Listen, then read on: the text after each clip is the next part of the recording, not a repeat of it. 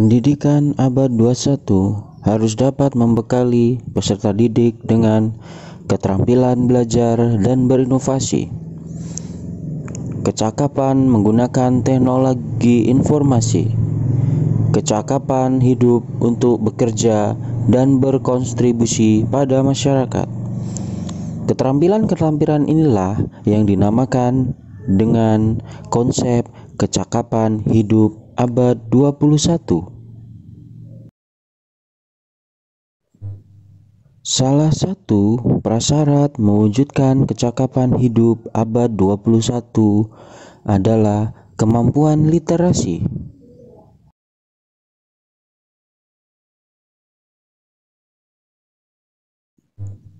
Asesmen kompetensi minimum atau AKM dirancang untuk mengukur literasi membaca dan literasi matematika atau biasa yang disebut dengan numerasi.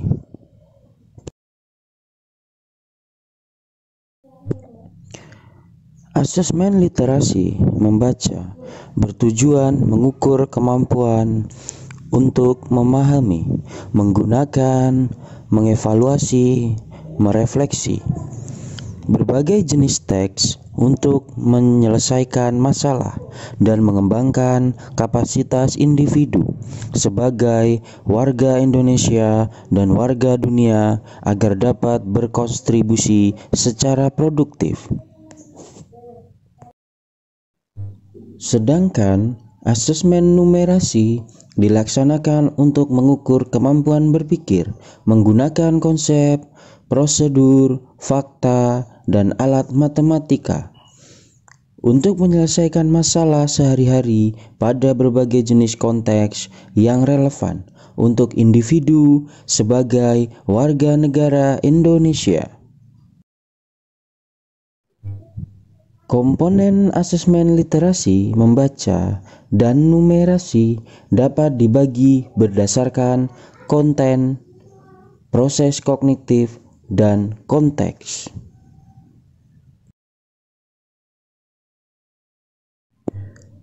Berdasarkan konten, asesmen literasi membaca menguji beragam teks yang bersifat informasi maupun sastra, sementara numerasi pengujian bilangan, geometri, dan pengukuran data dan ketidakpastian, dan aljabar.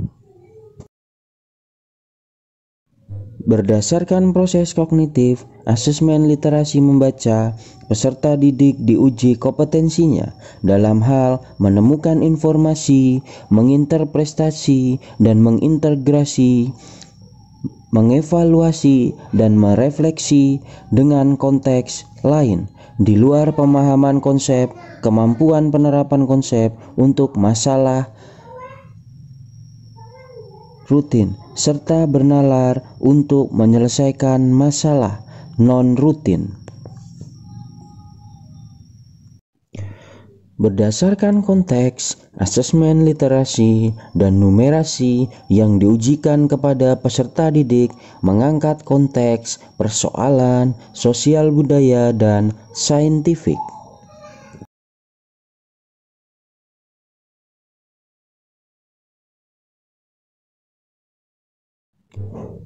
Ada beragam bentuk soal dalam asesmen kompetensi minimum atau AKM.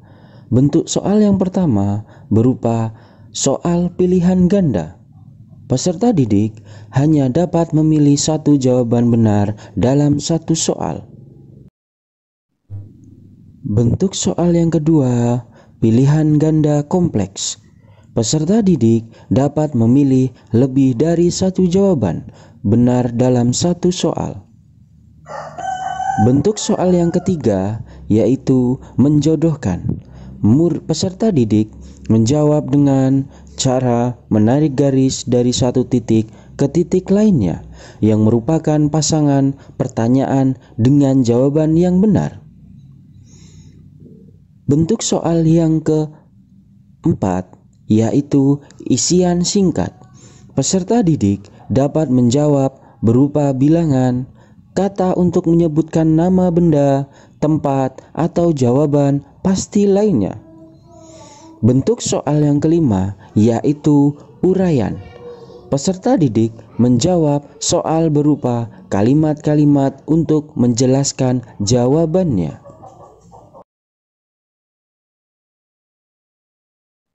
Asesmen kompetensi minimum atau AKM dilaksanakan berbasis komputer dan bersifat adaptif, sehingga pertanyaan yang disajikan bergantung pada kemampuan peserta didik. Jika peserta didik dapat menjawab benar, maka selanjutnya dapat diberikan soal yang lebih kompleks. Sebaliknya, jika peserta didik menjawab salah, maka soal bentuknya adalah soal yang lebih sederhana. Peserta asesmen kompetensi minimum atau AKM adalah seluruh satuan pendidikan, namun tidak semua peserta didik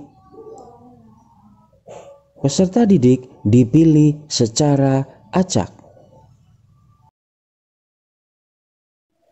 Setiap peserta asesmen kompetensi minimum atau AKM mengerjakan 4 jenis tes, yaitu tes literasi membaca, tes numerasi, survei karakter, dan survei lingkungan belajar. Peserta mengerjakan asesmen kompetensi minimum atau AKM selama 2 hari. Untuk jenjang SD atau MI, asesmen dilaksanakan selama 75 menit per sesi tes dan pengisian angket selama 25 menit.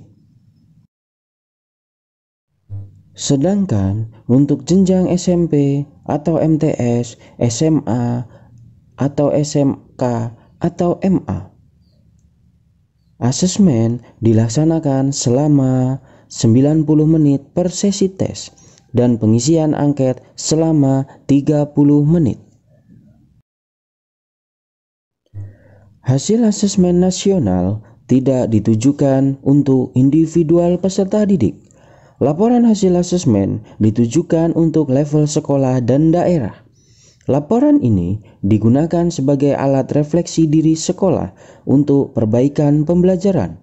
Laporan asesmen kompetensi minimum juga tidak relevan untuk membuat peningkatan sekolah.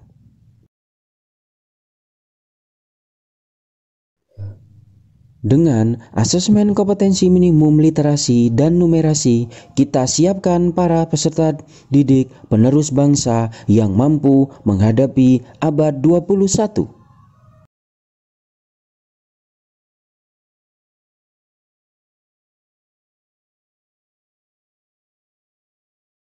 Oke sahabat cerdas, terima kasih telah menonton video dari Sekolah Indonesia. Untuk sahabat cerdas di seluruh Indonesia dimanapun kalian berada, jangan lupa klik subscribe, like, dan nyalakan lonceng supaya sahabat-sahabat cerdas bisa mendapatkan video-video terupdate dari Sekolah Indonesia. Sekali lagi sahabat cerdas, jangan lupa klik subscribe, karena subscribe itu gratis sahabat-sahabat cerdas, dan supaya Sekolah Indonesia lebih semangat lagi dalam membuat video. Jadi jangan lupa klik subscribe. Terima kasih.